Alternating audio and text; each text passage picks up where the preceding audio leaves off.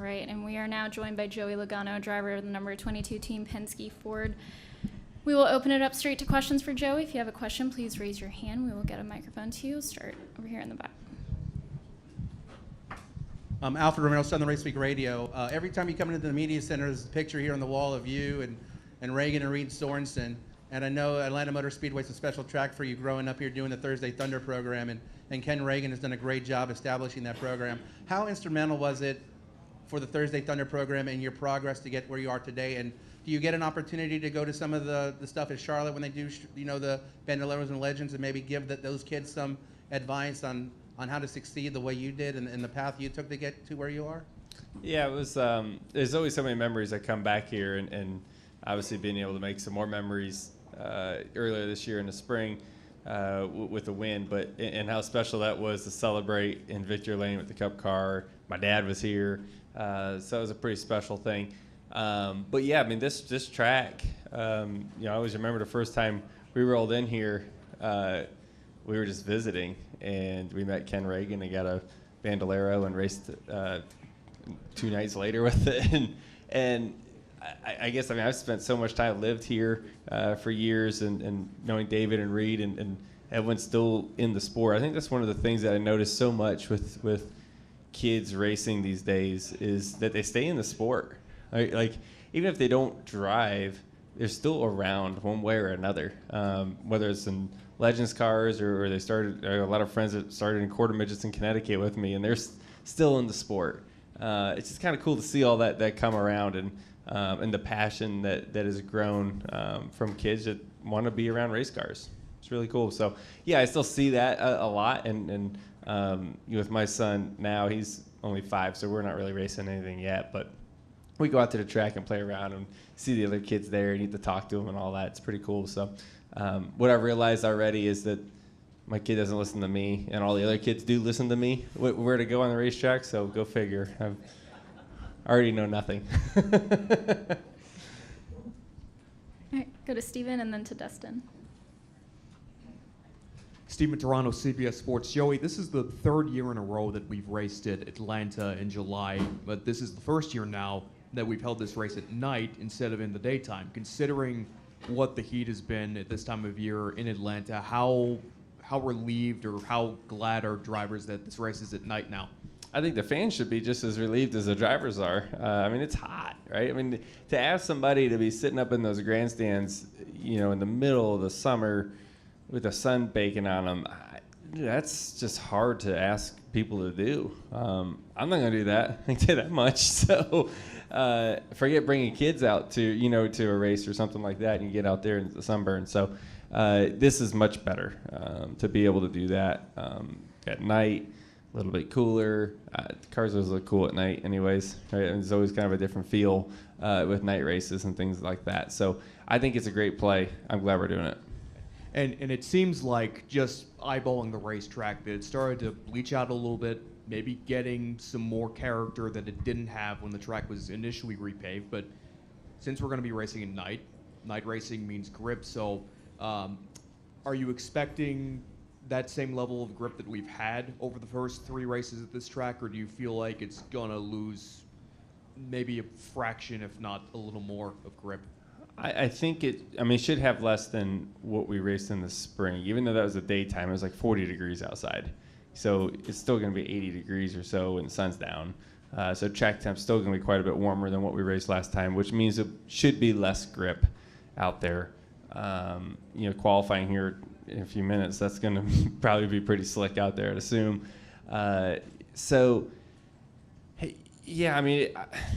It's hard to say how much the track's changing, because when we got here with the next gen car, that was like the first time we were out there with these things, and it was like, and then our cars got better. Well, did the track get better? The cars got better. Now we're still making our cars better every time we come here, as the track's probably given up some grip, but I think the track temperature is going to be the biggest difference here. Thanks, Joey. Yep. Dustin Long, NBC Sports. A couple questions. Obviously, the last time you were here, you won. I think you and Paul even talked about at the time about how important it was to take advantage of the situation, because of certainly some challenges for the Fords, or what looked like were going to be challenges for the Fords. as you come back here and you look back at that win and what's happened since, I don't know if a win can become even bigger or more important, but how do you look at what that day was, considering what's happened in the time period? Yeah, absolutely. Yeah, I mean, you assume the win's big, right, and gets you in the playoffs and all that. But, yeah, you said it, right? You fast forward however many races it's been since we've been here. What's it been, about 15 or so?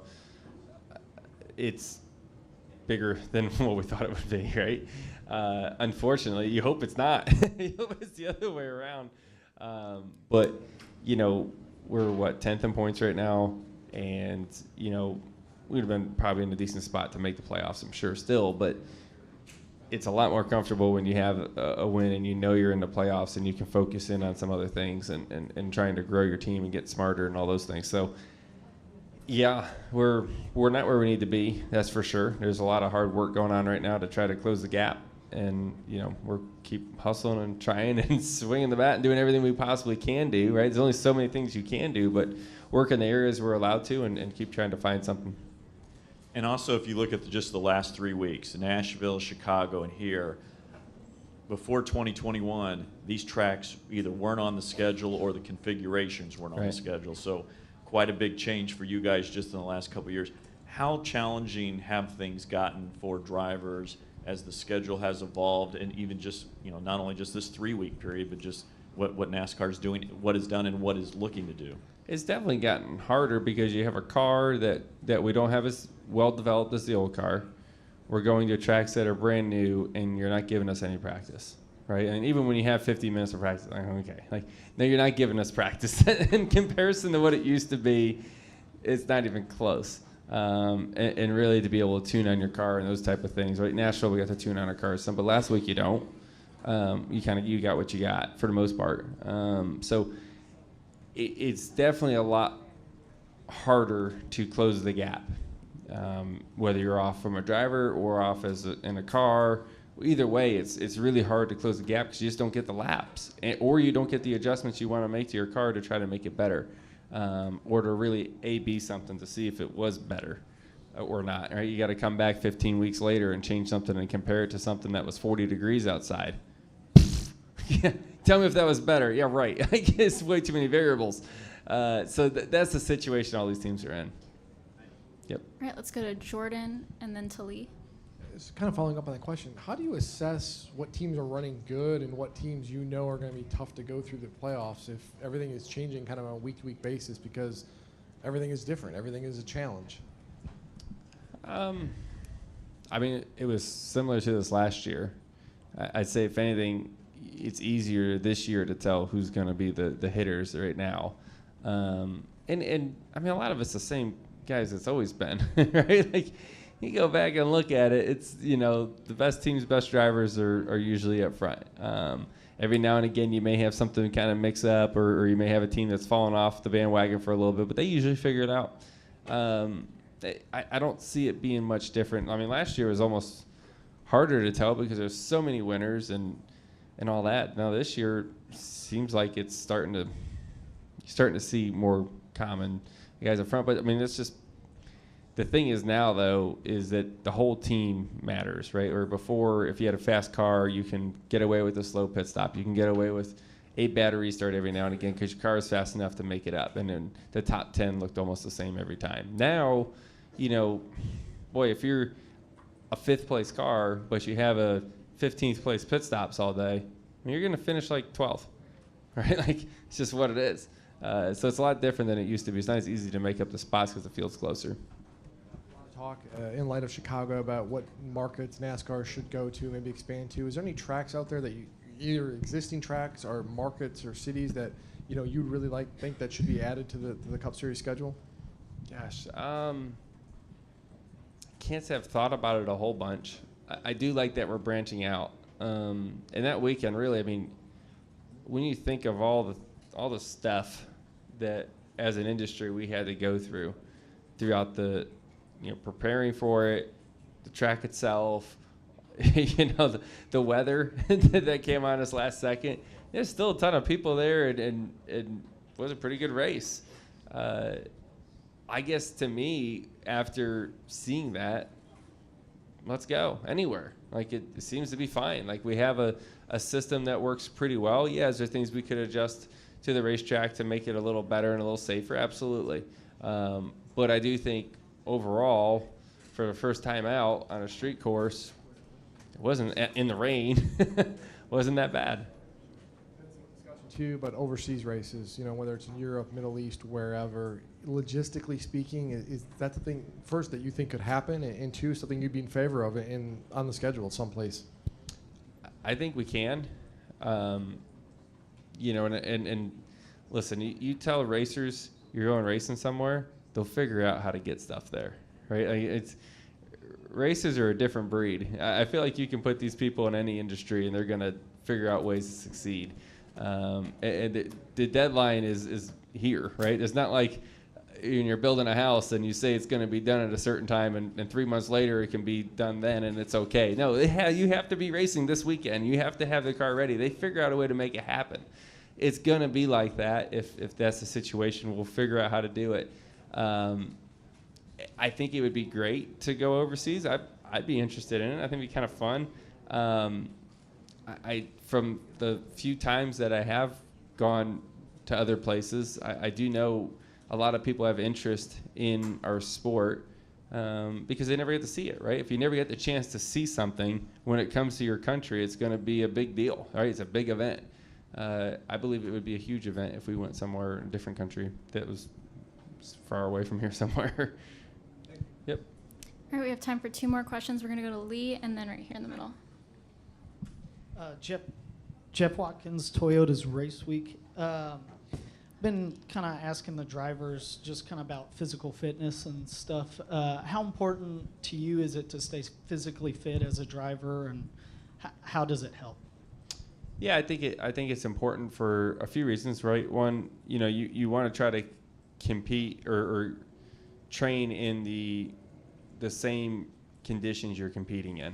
Right, so you want to be where it's hot, right? It's really hot in our race cars right now. Your heart rate's elevated at a pretty high level the whole time. You mentally have to be there. I think the more physically fit you are and ready for those situations, the more mentally engaged you can be. Just like any other sport, it's a mental game, right? And if you can't physically be there, you're mentally off in some la-la land, right? And you're going to miss the details and you're going to lose.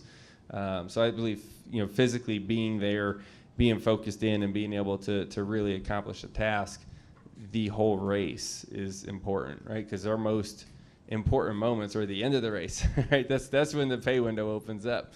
You have to be the most ready at that moment. Spencer Catch Fence. You've won twice at your home track, and is there any better feeling than that? I mean, other than winning the championship, is there a better feeling at just winning a specific race someplace? Outside of Daytona, I would assume Indy in a championship race or getting yourself into the championship four somehow in some big moment. That is the biggest win you can have outside of those, for sure. Winning at your home track is just, it's special for a lot of reasons. There's a lot of memories there, for one, but it's the people that are there with you more times than not, right? It's like your family's there, your friends are there. Like, people don't get to go to every single race, and you celebrate with them in victory lane. Like, that is just the coolest moment.